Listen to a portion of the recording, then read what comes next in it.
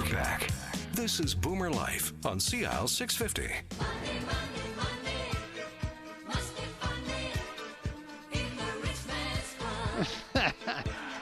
Ah, yes, money has been the subject of much discussion on this episode of Boomer Life with our guest, Phil McCourt, Senior Vice President from Abakhan and Associates, proposal administrators and trustees in bankruptcy here in British Columbia. 5 offices around the province. The closest one to us here in Richmond, probably downtown in Vancouver or over in Surrey. They're in Victoria, Prince George, and Vernon as well. Phil, you want to take a couple of minutes here and talk to people. This is Boomer Life, and a lot of boomers have been working for other people all their lives, and now they're at a point where they want to finally get the chance to open that little shop or start that little business, a small business, a little entrepreneurship. What are the pitfalls for small business people or would-be small business people with respect to bankruptcies and just the whole money going sideways? Money going sideways. Somebody wants to start a business and takes their savings and opens up a shop, whatever the business is. Sure. Some kind of repair shop, some kind of service shop. It's anything that people want to do, and they've been working for somebody else for a long time, and they sometimes even have a dream that they're going to make some money and maybe money to retire on, and they just start a business just by themselves, a sole proprietorship, or right. they set up a company. They spend the money to set up a limited entity. Right. Then cash flow, and sometimes they hire people, and they have payroll to make, and yep. they need cash flow to keep things going, and sometimes the cash flow doesn't work too well. And what people often do is they want to keep their business alive, and they spend, as we were talking about the individuals, it's 2 years. People keep on doing it for 2 years. Oftentimes, people who start their own business, they do whatever they can to keep the business alive. Including using their personal credit cards.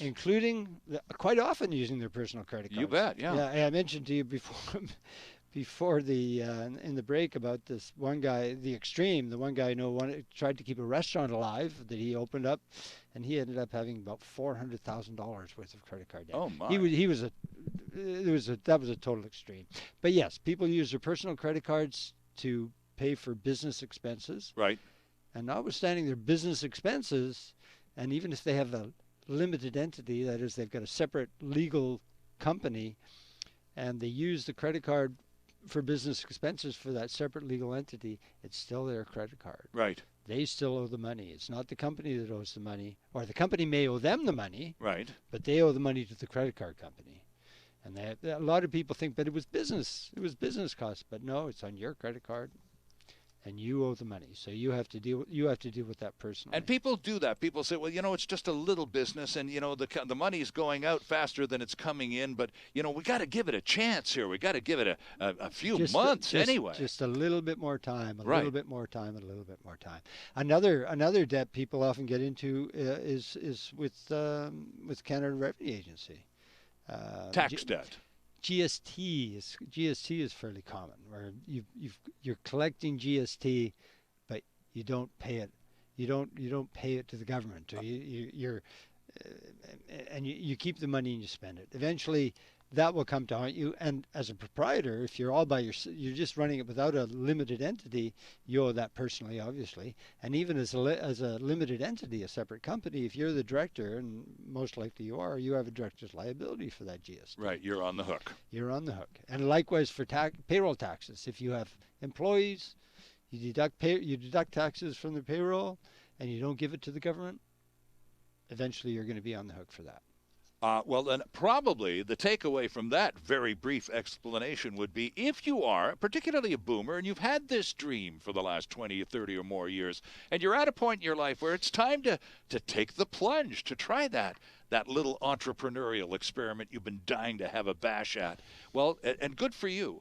But before you try, educate yourself on the financial ramifications. What could I be on the hook for by simply indulging this little this dream of mine? It's smart to do a lot of homework before you get yourself into a lot of trouble, right? Smart to do some budgeting, yep. Absolutely. Abakhan and Associates are online at abakhan.com. That's Abakhan.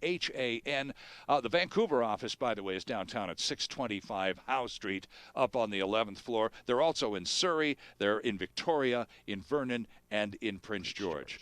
Phil McCourt, a pleasure to have had you stop by. Haven't seen you for a while. Thanks for having me, Stirling. And thanks for joining us on Boomer Life. We'll see you next time here on CISL 650.